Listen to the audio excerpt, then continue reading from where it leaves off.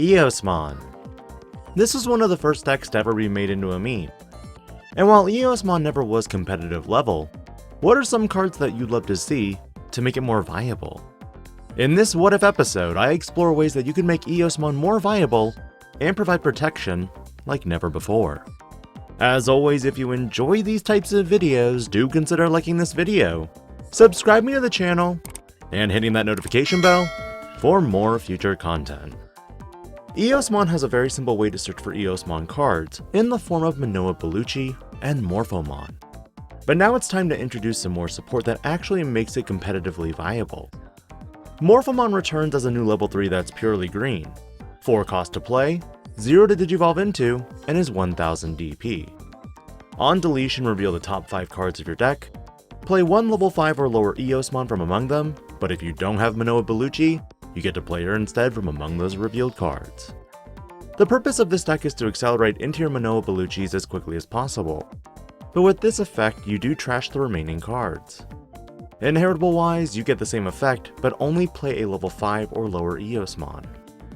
Moving to the level 4 route, this card takes elements once again from the BT11 Tyrannomon. A dual white or green card, you can now play or digivolve into Eosmon and reveal 1 Tamer card in your hand with a play cost of 3 or less, and play it without paying its memory cost. If the revealed Tamer is Manoa Bellucci, you ignore the cost altogether and just play it. This card can be okay when it comes to Tamers, but the reason for the extra cost is now because of its inheritable. All turns while you have a Digimon with Eosmon in play, your Tamers cannot be deleted by card effects. This is one of the huge counters to even cards like Hades Force, which we saw this weekend, but you must have an Eosmon in play.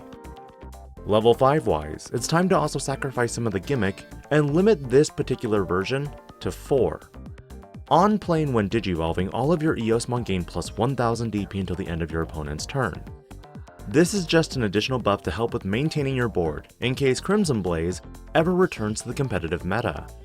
This Eosmon is also special in that when you digivolve into Eosmon level 6, you can reduce the cost of the Digivolution by 1 for each Manoan Eosmon you have in play, potentially making it easier to climb up to any of your level 6s. Inheritable wise, this card also buffs your Eosmon on all turns, meaning you have another layer of protection. But moving to level 6s, this is where the real fun begins. Although the Digivolution cost is 5 from white or green, you can now delete one of your opponent's level 5 or lower Digimon. However, the level goes up by 1 for every 2 Manoa Belluccis you have in play, and number of Digimon deleted. While it is possible to set up early for the deletion, finding the Tamers ultimately becomes the hard part.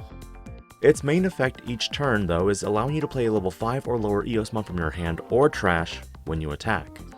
And while you may think this is a weak effect, this is where Manoa Bellucci herself ties it all together. This Tamer has a start of your turn effect that if you have Eosmon in play, gain 1 memory. On play, Eosmon cannot have their DP reduced, nor can they be deleted by card effects until the end of your opponent's next turn. Effectively, you have to bounce or bottom deck them. But the best part is when an Eosmon is played, you may suspend this Tamer to give that Digimon Rush. While this could have been developed into a similar package like Kurosarimon's Rush for tokens, too often Eosmons are readily available in the hand, and such an inheritable of every Digimon played gets Rush would be much too powerful. What are your thoughts? Do you think these Eosmon theory-crafted cards would give Eosmon some much-needed upgrades? Or do you think Eosmon should go away altogether and remain a meme deck behind the shadows? Let me know your thoughts, and as always, thank you for your support of the channel. And I'll catch you next week, since this is the final villain that I wanted to cover for adventure-related themes.